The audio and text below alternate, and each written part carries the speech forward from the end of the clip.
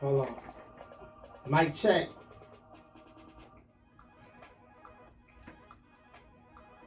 Yeah, mic check. Mic check. That's right, mic check.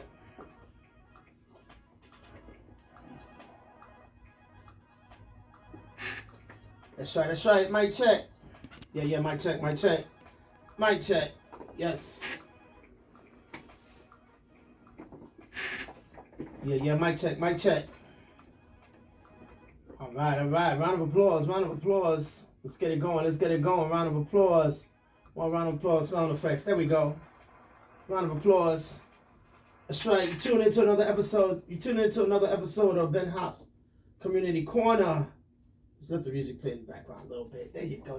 Tune into another episode of Ben Hop's Community Corner. And we I got another special edition for you today, man. Another guest in the building that's gonna share his story with the world, with us, with our fan base. And just, we're gonna chop it up, talk to him, and go ride with him on his journey. So we're gonna chop it up. So I wanna give a big round of applause to my guest today. My brother Lucky is in the building. Lucky, how you doing, sir? What's up? Let me make sure you got the right mic. Let me hear you, my brother. Come up on the mic. I'm good. There you go, my brother. There you go. You sounded good right there. There you go, my brother.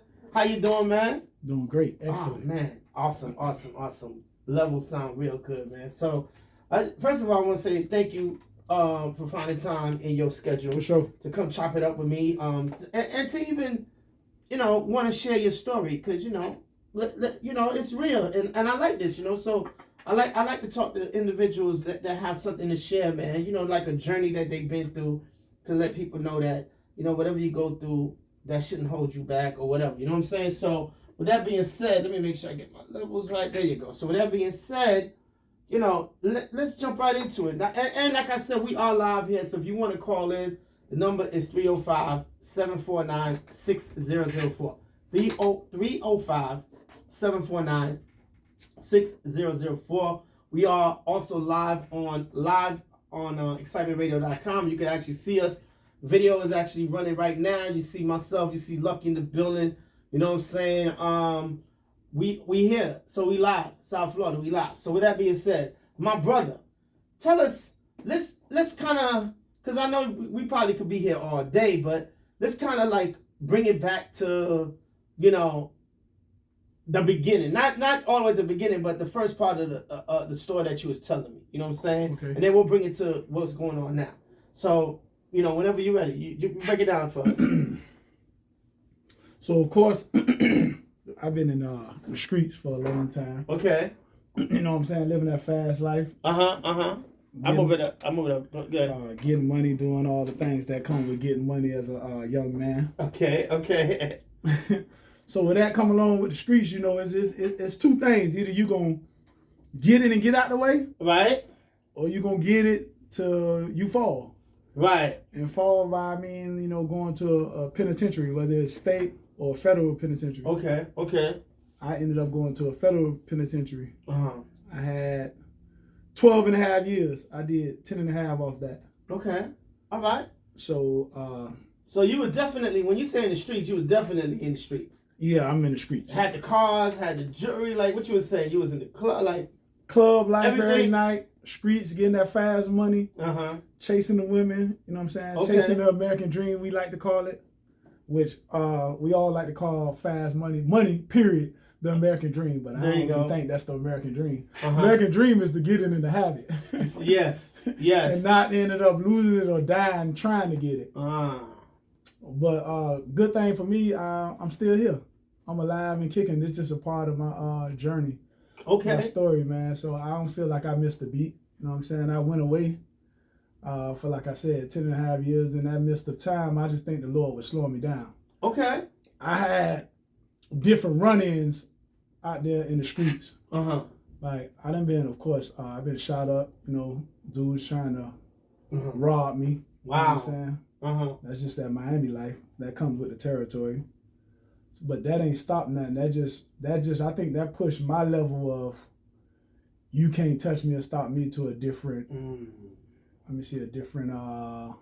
different level. Like I feel like shit, I'm here. Okay. Like it is what it is. Like, I'm blessed at the same time I'm doing my wrong, I'm doing whatever I'm doing. I'm like, man, they can't stop me. Like, I'm here. Like, it is what it is. So at the time, and the reason I'm asking is because I just want to kind of get people in that mindset of how you was thinking. So at the time, young man, you know, you felt like you was invincible. Like you said, you were going through some stuff. You were going through some stuff like, sound like we could put in movies right now. Like, yeah, you know I've definitely been through some stuff that you could put in movies. That's most definitely. Right, and like you said, it came a time where you felt like you was invincible, you know. But when it all came to an end, and you got caught up, right? How was that time period like within that? Because you said it was like 10 years. Yeah. Like, how was that time period? Like, how were you going day by day over there? All right, when I got caught up, you know what I'm saying, in the midst of going to prison, I had, you know, my kids, my girl and my kids. So the hardest part of all this is really, you know, when you got kids and you the provider, you know what I'm saying, and your family used to not asking, it just, you know, you just, here you go, get whatever y'all want, you know what I'm saying? That's hard on you because when you leave, nobody else ain't gonna step up to help you out. Even if you got homeboys, friends, or whoever it is, you know what I'm saying? They're not gonna really step up to the plate like that. You might have a couple of dudes that help you out for a little while, you know what I'm saying? Making sure that you gonna keep it 10 toes down and not involve them in your situation. Right. So they'll be there. But once it come a time where it's like, all right, we good. We know we can't get in no trouble now. That's pretty much, you know, everybody out the way. Right. You know what I'm saying? Out of sight, out of mind. So it's hard. How old were your kids at the time? Only my two youngest. One was 1 month, and one was 1. Wow. Then I had an 11-year-old, I believe, and then my other was, I believe, 7 and 4. Whoa, okay. You look kind of young now. I'm in my 40s. I ain't young though at all. But you look young now. You got That's good. I didn't let the stress. I didn't. You know what I'm saying? I did the time. Right. That's the main thing. The main thing about the situation when you go away, if you let the outside world get in that world, that inside world, because once you go there, it's like, what's up on the outside is there. I could worry about that all I want. Like, yeah, my kids, I could stress all that I want to, but I'm not really there to do what I need to be doing. So it is what it is as far as that. Like I say, that's the only part. That's probably the hard part. But I had time to sit down and think. Okay. And I think that I had warnings, you know what I'm saying? And I just didn't take heed to some of the warnings. So I believe that was like. Can you give us some examples of some warnings that you situations that didn't happen, like say for instance my life was in danger and it didn't happen because I seen it. Okay. So I was able to prevent it from happening because I'm paying attention enough. Okay. But the fact of the matter is it was still leading up to things like that happening. So those warnings, when I say those warnings when you're in the streets, is like step back and chill, like slow down, like, you know, take a minute, like get out the light for a minute. But like I said, you ain't think about that. I ain't trying to hear that. Like, it is what it is. Even though I'm taking losses, 20, 40,000 here, you know, things happening, you still just like, man, I'm who I am. I'm going to get it back. It ain't nothing. So that's the mentality of it. But when you go away, you know what I'm saying? When I went away and had that time to sit down and think and talk to my family, see what's going on, then I know, like, shit, like, damn, like, you messed up. But, like I said, that wasn't the end of it. But let me ask you, while you was saying that, did you ever think, if you could go back and change some stuff, would you? I don't think I'd change nothing. All right, there you go. That's real fair. Talk. Like, it is what it is. If you start thinking about it, if you could change it. If I change something, I might not live. There you go. Something else might have happened. So, you know what I'm saying? I had the warning where, like, I'm gonna be here, but like, do I slow down and stop to get myself together? But since I didn't slow down and stop, you know, the man upstairs, he slowed down and stopped me, and that's how he wanted to stop me. Gotcha. And I actually went to prison and only had caught 7 years. But I ended up getting superseded and getting another indictment, which I took a plea for. And they ran the 2 times together, and that's how I ended up with the 12 and a half. Okay. So I actually didn't have that much time. 3 years into my sentence, I ended up getting some more time. And the feds play a tricky game, and like they wanted somebody close to me too, like my little brother. Like they you know what I'm saying? So I just took the time to get out the way so to keep other people out from getting involved in the situation that was going on. I got you. I get it. Okay. So let's kind of say when that time was done and you coming out, Did you see the world differently? Like you behind, you've been locked up for 10 years. Coming out, how did the world look to you? Was locked up, even though you locked up, you ain't locked up like you locked up. Okay, yeah, break it down for us. Yeah, you ain't locked up. Like I was locked up, but my mind was there like, yo, ear to the street. Like it's so much coming in there. Like just as fast as whatever happened out here, you hearing about it in there. Of course, you got cell phones. You got things happening in there. Okay. You got little situations that you able to maneuver.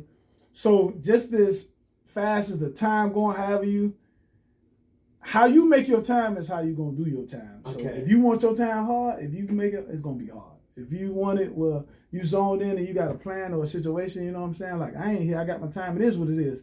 See, until you take that in consideration, like, I gotta do this time. It ain't no, all that, this law here, that, I might get out early. Nah, once you get in your mind that I gotta do this time, I'm finna do this time, you pretty much might be all right. I mean, as far as it was me. I got it. So, I got what you're saying. So you was able to still kind of keep up with the trends. Yeah. Still see what's going on.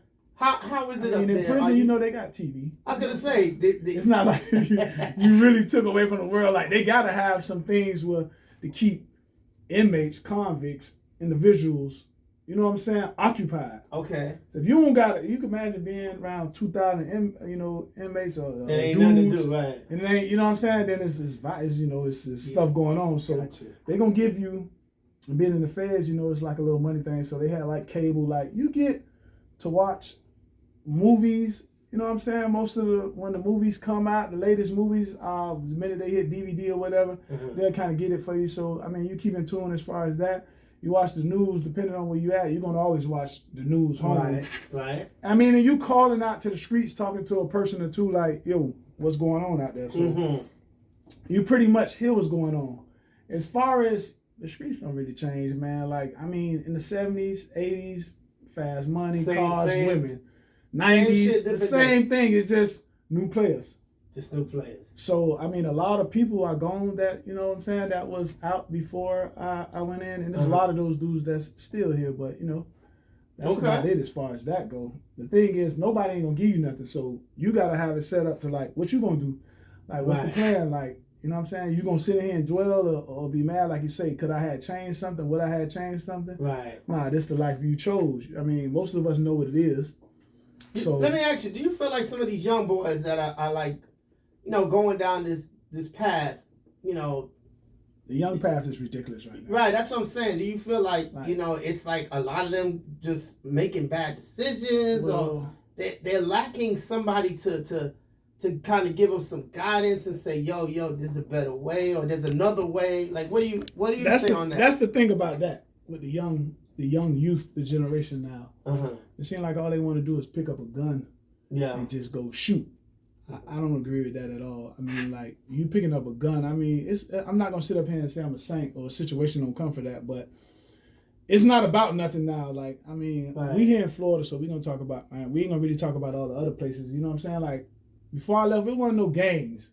We not really known for no gangs, and now a lot of these young fellas, and they in this, this gang culture, so it's like they don't got no mindset. Like, I mean, at the youth age, it was about money. If it wasn't about money, I mean, we chasing women, and I don't think these young taking the time out to give life a shot. Right. You know what I'm saying? Because they so young. You got the age from. I mean, just look at the news and the shootings that we hearing about. Yes. It's 13, 16, 17-year-olds. Yeah. The crime level of what they're doing is just like, they're not giving life a shot. So I don't agree with what's going on. I think it's crazy. Do you think we need more mentors out there? More, maybe people like you that's been through it to say, hey, yo, listen, man, youngin. I planned on, you know what I'm saying, I got a little movement coming along with I'm starting. It's called My Testimony. And the thing I like about that, what you're saying is, I feel like you say, I'm youth. I still look the part. So I'm not like some old washed-up guy telling you, don't do this, don't do that. Right. You know what I'm saying? Like, I'm really here right now, and I'm still in that. I still have that same street mentality. My mentality hasn't changed as far as that. As far as a person, I am wiser, so I won't do the same. A lot of things I did, I wouldn't do. Like, I look at life a lot different, but I mean, I always had that mindset. But I feel like, I think they need that, you know, unfortunately, us as youth and young black men, and we end up getting caught up in the society, and you know what I'm saying? Like you're given a chance, but you're not given a chance. You know what I'm saying? Right. It's some fathers, you know, they did some things and they tried to provide, and then they ended up going away. Some of them never got a chance to get back out. And what happens is they left a lot of youngins around with no one to really lead them or guide them or tell them. So they end up looking for that love and get caught up with what they think is the hype. So I mean, if you think it's cool, like, hey, I'm finna go, it's 5, 10 of us, let's go do this or beat up something like that. I mean, that's what they thinking. That's what's wrong. That's what they thinking is cool. You know what I'm saying? It's not. And I think that's where the problem coming in at. So I think I ain't necessarily saying that, it's because they didn't have a man in their life. I just think that, like I said, it's the blind leading the blind right now. The blind leading the blind. Yes, that's true. So that's true. They getting caught up on some of the, you know, the TV, some of the what you hear. I was gonna ask you, do you think the music has a lot of an influence on them? A lot of that trap music? I ain't gonna say that, but it might. You know, when you hear a little, you know, music can make you hype. You know what I'm saying? When you hear a good song, I'm pretty sure even you'll be like, you know, rapping the lyrics, singing it, so it make you a little hype. You know what I mean? I think. Yes, it does. I'm not gonna say that's it, because I mean, but some of the youngins are listening to it. You know what I mean? Right. But some in different areas, they're rapping about actually what they're going through. So I mean, it's really what's going on. So sometimes, like I said, they get caught up in it. You know what I'm saying? There you go. It's like Kodak Black, man. You know, every time I look at the news, he's getting locked up again. I'm like, yo, I like Kodak. But I like Kodak. I think the situation with him is not. It's a little bit targeted. It's like some things they're gonna. First of all, you got a young black man, and most of us being black and of that race, that's already a little bit of poverty or problem. Because what happens is, the way we get rich, you know what I'm saying, most of the time is either, you know, rappers, sports, football player, basketball, either baseball. rapping, yeah. You know what I mean? So now when you get a chance to make that money and you get to live that life like, you know, that world out there, you know what I'm saying? We not supposed to be a part of it, but as soon as we get a way in, he got a way in, so he's a influencer. You know, people look at him. So what's going on is, you're going to get targeted. You know what I'm saying? He went away for whatever he went away for. And it might have not been that serious, but he went away, like I said, like, and he's young. And people are going to do, weed is becoming legal a lot of places. Like, people are going to do, like, some drugs. The world is not, you know what I'm saying? They dealing with their pain or their cope a different way. So sometimes, you know, a drink, whether it be pills, whatever it be, but he could be around 5 people and actually have nothing to do with what's going on. But he's the... Because he's the main attraction. He's the man, yeah. So we want him. We want to take him. That's like take the head, the body dead. So I really think it's profiling with, you know, some of us. And he done went away. It's like, let him live. Like, you know what I'm saying? Like, he's not running around with guns shooting at people. Like, he's not doing this type of crap. You know, when you hear something about him, it's really like some simple foolishness.